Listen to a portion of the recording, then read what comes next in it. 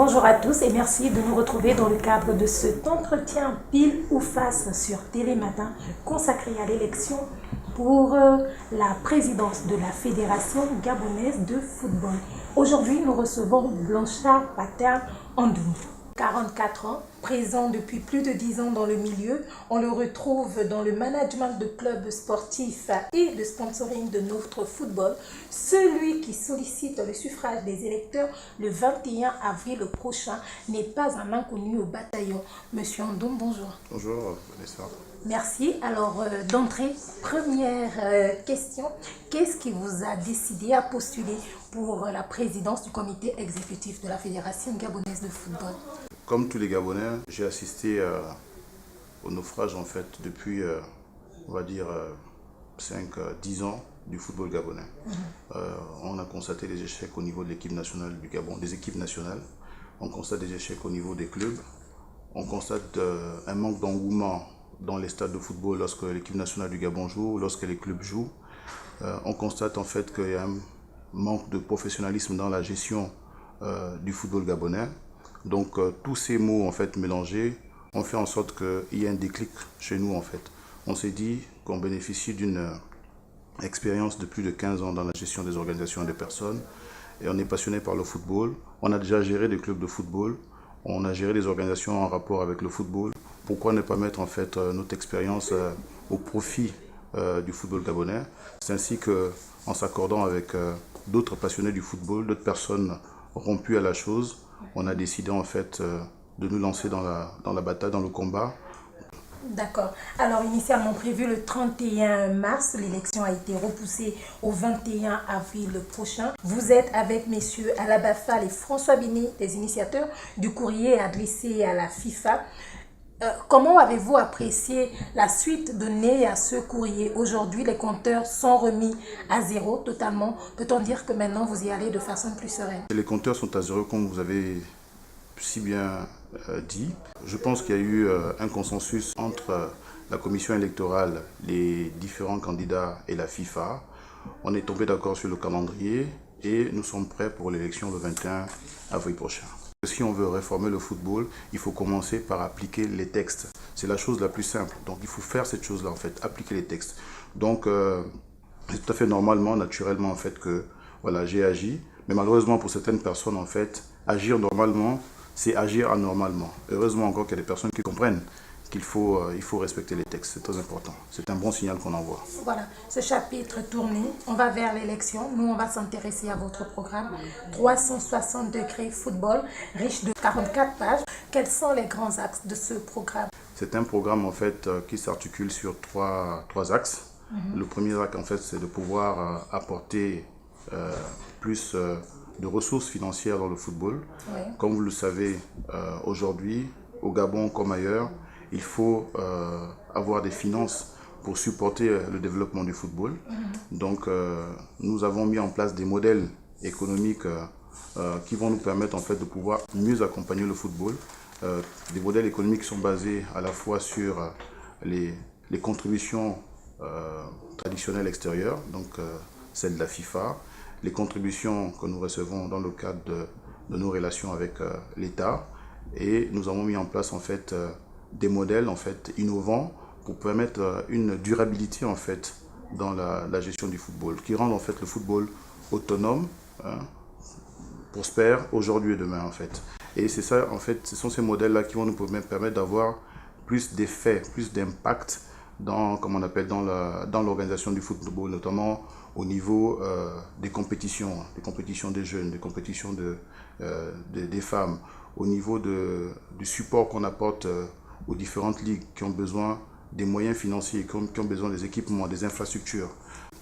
C'est aussi un programme qui est axé sur la formation des dirigeants du football, la formation des jeunes de 6 à 12 ans, la formation également des personnes qui ont arrêté de jouer au football en fait, qui doivent se reconvertir.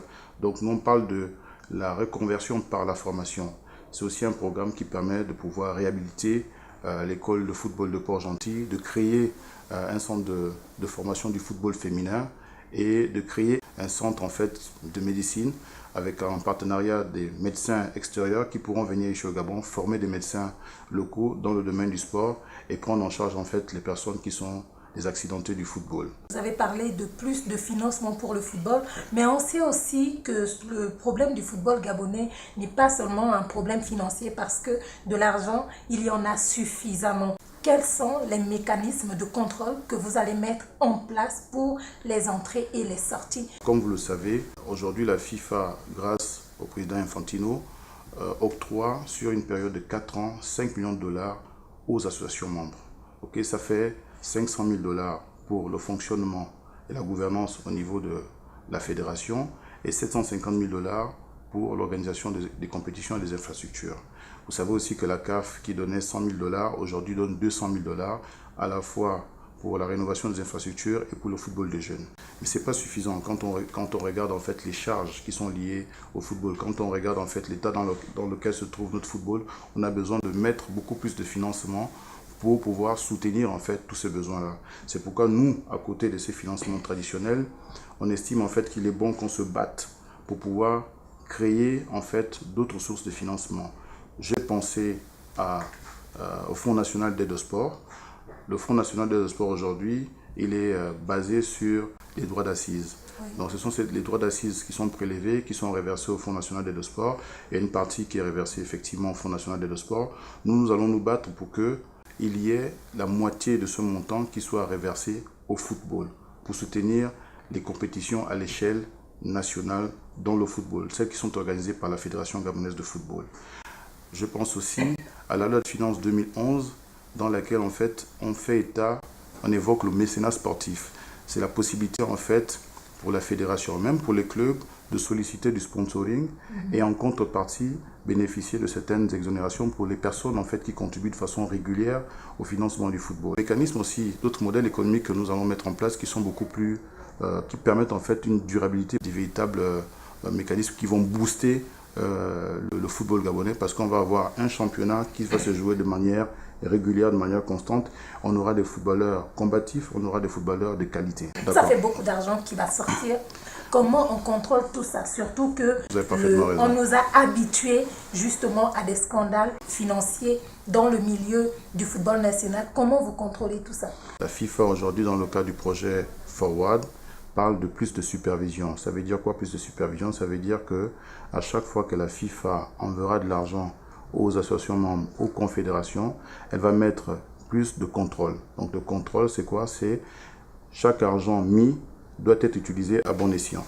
Donc nous, derrière, déjà en interne, au niveau de la fédération, nous allons mettre une cellule pour pouvoir auditer la gestion financière du football. À côté de ça, nous allons nous attacher les services des cabinets d'audit derrière qui vont contrôler la gestion des financements. Nous allons offrir 30 millions de francs CFA aux ligues, 10 millions pour le fonctionnement, 20 millions pour l'organisation des compétitions. Nous allons octroyer cet argent, apporter cette contribution après présentation des objectifs. Et des objectifs qui seront des objectifs trimestriels. C'est dès qu'après donc, le trimestre est écoulé qu'on fera le point pour pouvoir renvoyer de l'argent pour continuer en fait les compétitions. Si on s'aperçoit que l'argent n'a pas été utilisé à bon escient, nous allons prendre des mesures disciplinaires dans le cadre de cette mauvaise gestion, si effectivement il y a des fraudes. D'accord. Alors on s'intéresse aussi au football féminin parce que effectivement c'est la part du football qui apparaît toujours dans les programmes, mais après derrière il y a peut-être un manque de politique pour la visibilité, la valorisation des actrices du sport. Sur ce point, comment vous nous répondez? Le football féminin occupe une place de choix dans notre programme. Je vous ai dit tout à l'heure en fait que nous avons l'intention de créer un centre de formation pour le football féminin. Oui. Ça c'est une première chose. Deuxième chose, nous avons l'intention de mettre en place une compétition à l'échelle nationale pour le football féminin, un championnat national pour le football féminin. On veut aller plus loin. Nous voulons mettre en place plutôt une ligue nationale du football féminin qui sera dédiée au football féminin. Parce qu'on a constaté en fait qu'avec la ligue professionnelle de football actuelle, on a des personnes en fait qui sont beaucoup plus orientées vers le football des hommes. Il faut créer une ligue qui va s'occuper du football féminin, peut-être pas à l'échelle professionnelle, mais au niveau amateur, et voilà, consacrer entièrement à cela. Trois grandes choses. À côté de cela, nous avons prévu en fait, dans le cadre de la bataille que nous allons mener pour pouvoir, dans le cadre du Fonds national de sport, donc collecter la moitié du fonds qui est dédié au sport, parce que le football c'est le sport roi, c'est le sport fanion. Nous allons nous battre tous ensemble pour qu'on nous donne une partie de cet argent, et dans cet argent, nous allons consacrer une ligne budgétaire pour soutenir le développement du football féminin. Nous avons pensé à 300 millions de francs CFA. Mais nous allons mettre un accent sur le championnat D3, pour qu'on voit apparaître à côté des hommes, des femmes qui jouent. Et les champions en fait de cette catégorie, donc la D3, joueront un tournoi, une compétition sur une longue période où en fait on pourra détecter les meilleurs talents féminins qui pourront fournir en fait les différentes catégories au niveau des équipes nationales. Vous avez déjà fait le tour de quelques ligues, vous avez échangé avec les différents comités, les différents acteurs de l'intérieur. Qu'est-ce que vous retenez de ces échanges? La première chose en fait que je retiens des discussions que j'ai eues avec les présidents des ligues, c'est que ces personnes en fait sont des personnes passionnées, qui ont des programmes viables, mais qui ont besoin en fait d'être soutenus par la fédération, à travers d'abord la présence même de la fédération sur le terrain, l'expertise au niveau fédéral qu'on doit apporter aux ligues, mais également d'apporter un soutien financier à ces ligues. C'est pourquoi je vous ai dit que dans le cadre de mon programme, nous avons en fait prévu un budget assez conséquent pour les ligues. Je vois en fait aussi des gens qui ont besoin véritablement d'infrastructures pour pouvoir organiser leurs compétitions, d'infrastructures pour pouvoir organiser leur travail. Malheureusement, j'ai vu des ligues qui sont très très mal loties, où en fait on n'a que une salle de moins de 20 mètres à 30 mètres carrés. On a une table qui sert de salle de réunion et qui sert aussi du bureau du président de la ligue. C'est dans les ligues en fait que se joue véritablement le football amateur, et c'est dans les ligues qu'on voit en fait le véritable vivier du football gabonais. Il n'est pas question en fait qu'on puisse se concentrer uniquement sur Libreville et Port-Gentil.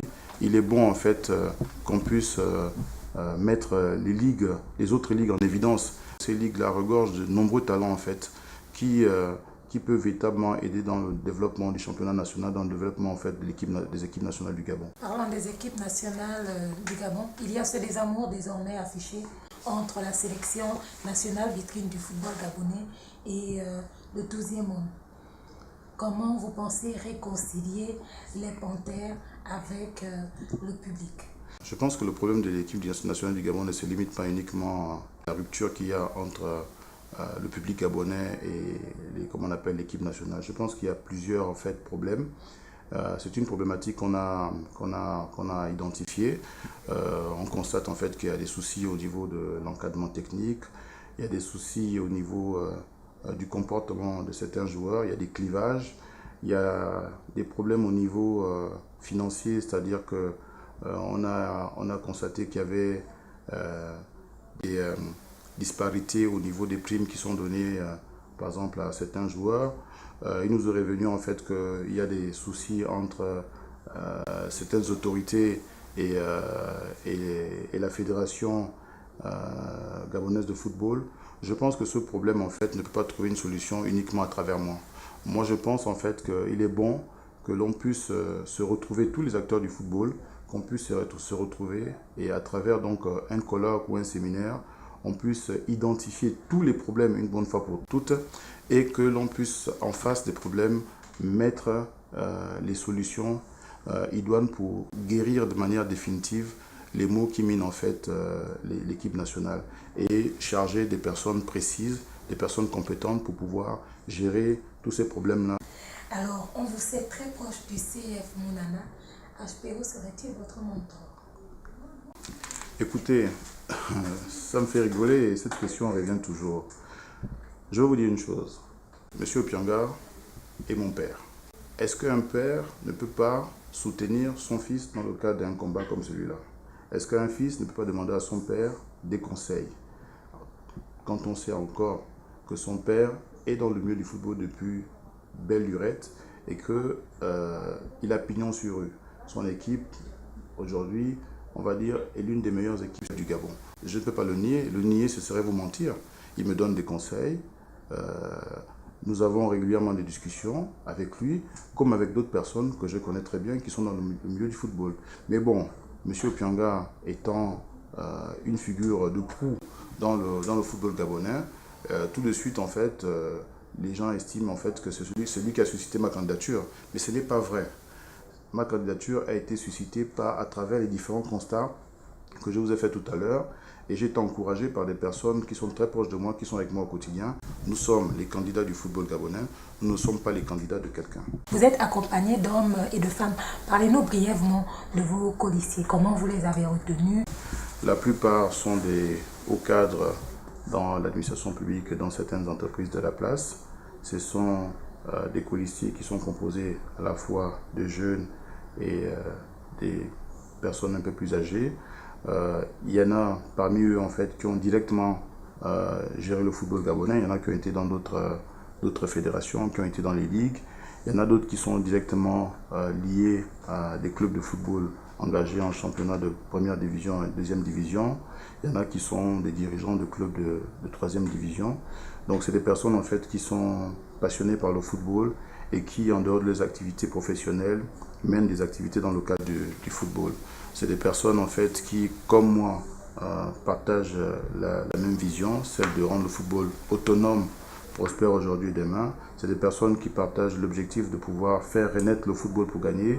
Et c'est des personnes avec qui on se rencontre autour des valeurs que sont la transparence, l'honnêteté, l'équité et la culture de la gagne. Nous sommes arrivés, vous l'avez compris, au terme de cet entretien et nous vous remercions pour le temps que vous nous avez accordé. Un message peut-être qui restera le libre propos de cet entretien. Nous voulons apporter un renouveau dans le football gabonais. Nous voulons créer une rupture avec les paradigmes actuels qui minent le football gabonais, qui sont des véritables cailloux dans les chaussures du football gabonais. Nous avons un programme qui est là, qui est viable. Nous créons une interconnexion générationnelle pour la gestion du football gabonais et nous pensons que nous avons tous les outils nécessaires pour pouvoir apporter la réforme que tous les Gabonais souhaitent voir dans le football gabonais. Donc on demande à toutes les personnes qui sont électeurs de nous faire confiance pour qu'on puisse apporter cette rupture tant voulue. Projet baptisé 360 degrés, projet viable. Objectif, faire renaître le football pour gagner. Nous étions à l'instant avec Blanchard Paterne Andoum, candidat à la présidence du comité exécutif de la Fédération gabonaise de football. Et nous vous le rappelons, l'élection aura lieu le 21 avril prochain du côté de Lambaréné.